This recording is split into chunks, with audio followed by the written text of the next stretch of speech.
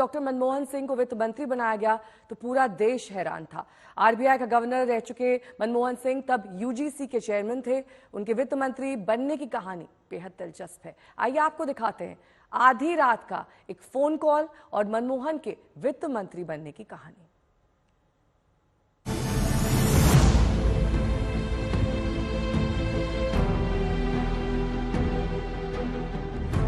People say I was accidental Prime Minister. I was also accidental Finance Minister. देश जब आर्थिक मुश्किलों के भंवर में हिचकोले खा रहा था, तब तत्कालीन प्रधानमंत्री पीवी नरसिंह राव ने देश की आर्थिक सेहत के उपचार के लिए अर्थशास्त्री मनमोहन सिंह को वित्त मंत्री बनाने का फैसला लिया था। मनमोहन सिंह के वित्त मंत्री बनने की कहानी बेहद दिलचस्प है। ये एक ऐसा फैसला था जिसने देश को ही नहीं बल्कि मनमोहन सिंह के इर्द गिर्द काम करने वालों को भी चौंका दिया था। वो जून 1991 की बात है। एक सम्मेलन में शिरकत कर नीदरलैंड से लौटे थे मनमोहन सिंह। रात का वक्त था और सो रहे थे।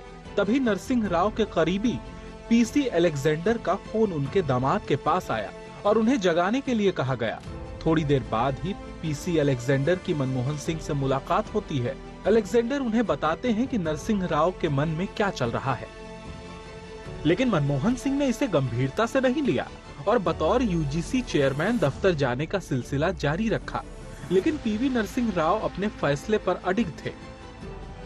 21 जून 1991 की वो ऐतिहासिक तारीख है जब यूजीसी दफ्तर में मनमोहन सिंह को फोन कॉल आया।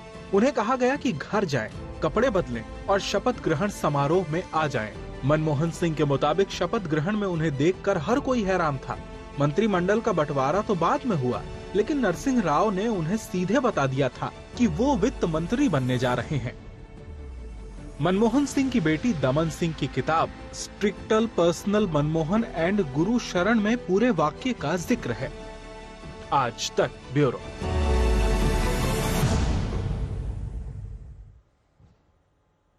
अशोक सिंघल मेरे सहयोगी इस वक्त तमाम जानकारी के साथ जुड़ गए हैं। अशोक, देखिए, पूर्व प्रधानमंत्री डॉक्टर मनमोहन सिंह को कई मायनों में याद किया जाएगा। कई ऐसे ऐतिहासिक फैसले लिए, भले ही किसी भी तरीके से विपक्ष उनका विरोध करता रहा हो, तमाम बातें बोलता रहा हो, लेकिन जिसे कहते हैं फर्स्ट ऑफ द फर्स्ट, वो कई सारे मनमोहन सिंह के नाम है। उसमें सबसे पहली अगर जो चीज मुझे याद आती है वो 1991 की लिबरलाइजेशन पॉलिसी और बैंक्स के नेशनलाइजेशन है। बिल्कुल, मनमोहन सिंह के अगर डॉक्टर मनमोहन सिंह जी के बारे में अगर बात की जाए तो आर्थिक सुधारों की तो बात होती है, एक अच्छे अर्थशास्त्री की बात होती है, लेकिन इसके अलावा उनकी सादगी, सरलता, ये तमाम जो उनकी पर्सनालिटी का हिस्सा थे उनको भी लोग याद करते हैं। किस ढंग से हम्बल बैकग्राउंड से आकर के उन्होंने संघर्ष किया और पहले आरबीआई के गवर्नर के तौर पर, फिर इकोनॉमिक एडवाइजर और फिर वित्त मंत्री और फिर प्रधानमंत्री का 10 साल का कार्यकाल। लेकिन जो वो कम बोलने वाले माने जाते थे, बहुत सारे सवाल उठते थे लेकिन वो सबका जवाब कभी नहीं देते थे। जब कभी मौका मिलता था तो वो बोलते थे, ठोस बोलते थे लेकिन कम बोलते थे। विपक्ष उनकी ना बोलने को लेके, कम बोलने को लेके अक्सर सवाल उठाया करते थे। बीजेपी उस दौर विपक्ष में थी तो बहुत सारे सवाल उठे, लेकिन मनमोहन सिंह ने अपने तरीके से उनका जवाब दिया, संसद के भीतर भी और संसद के बाहर भी। सर, मैंने भी कई बार उनसे मेरी मुलाकातें हुई। 2004 में जब प्रधानमंत्री बने तो उस वक्त 7 RCR हुआ करता था, प्रधानमंत्री निवास। उस वक्त कॉमन मिनिमम प्रोग्राम जब रिलीज हो रहा था 7 RCR में, तो मैं भी वहां मौजूद था। 7 कॉमन मिनिमम प्रोग्राम के बाद जब मनमोहन सिंह जी निकले उस प्रेस कॉन्फ्रेंस से, तो मैंने उनका एक इंटरव्यू किया वहीं पर 7 RCR में। इतने सरल थे, मैंने उनको रिक्वेस्ट की, वो रुके और पहला इंटरव्यू मैंने उस वक्त किया उनका कॉमन मिनिमम प्रोग्राम रिलीज के बाद। और उसके बाद भी कई मुलाकातें हुई, बाहर भी उनके साथ जाने का मौका मिला। तो उनकी सादगी, सरलता और सहजता जो थी, एक राजनीतिज्ञ, उनके जेंटलमैन पॉलिटिशियन भी उनको कहा जाता रहा है। तो मनमोहन सिंह के बारे में अगर कहा जाए तो वो बोलते कम थे, करते ज्यादा थे, सुनते थे, लेकिन अपने तरीके से काम करना वो पसंद करते थे। खुद प्रधानमंत्री नरेंद्र मोदी ने भी इस बात का जिक्र किया कि संसद में जब वो प्रधानमंत्री नहीं थे तब कोई डिबेट होती थी या वोटिंग होती थी तो वो बेशक व्हील चेयर पे आते थे, स्वास्थ्य ठीक नहीं था उनका, लेकिन वो पार्टिसिपेट करते थे एक सांसद के नाते भी। तो मनमोहन सिंह का सिर्फ आर्थिक सुधारों की वजह से ही नहीं बल्कि पॉलिटिक्स जो उन्होंने की 10 साल जो शासन चलाया प्रधानमंत्री के तौर पे, उसको भी अलग अलग तरीके से राजनेताओं ने, पॉलिटिकल पार्टीज ने याद किया है।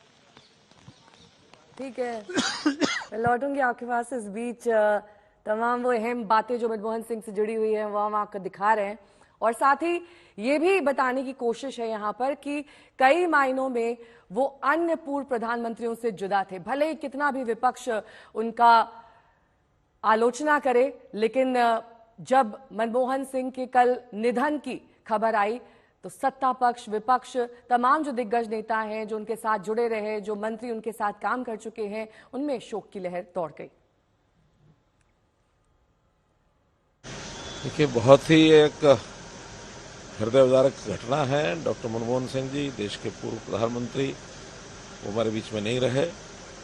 बहुत ही एक सुलझे हुए राजनेता, बहुत सामान्य परिवार से संबंध रखने वाले बड़े अर्थशास्त्री, और केवल अर्थशास्त्री ही नहीं तो एक उदारीकरण की नीति को अपनाने वाले ऐसे देश के प्रधानमंत्री, उनकी नीतियों का लाभ देश को मिल रहा है, आगे भी लगातार मिलता रहेगा। उनके निधन से एक राजनीतिक क्षति हुई है। मैं उनको अपनी ओर से श्रद्धांजलि अर्पित करता हूं। परिवार के और सभी संबंधियों को उनके जाने की इस क्षति का यानी सहन करने की शक्ति प्रदान करे। मैं उनको प्रभु से प्रार्थना करता हूं कि अपने चरणों में उनको स्थान दें। डॉक्टर मनमोहन सिंह जी के निधन पर बहुत ही अफसोस हुआ। वो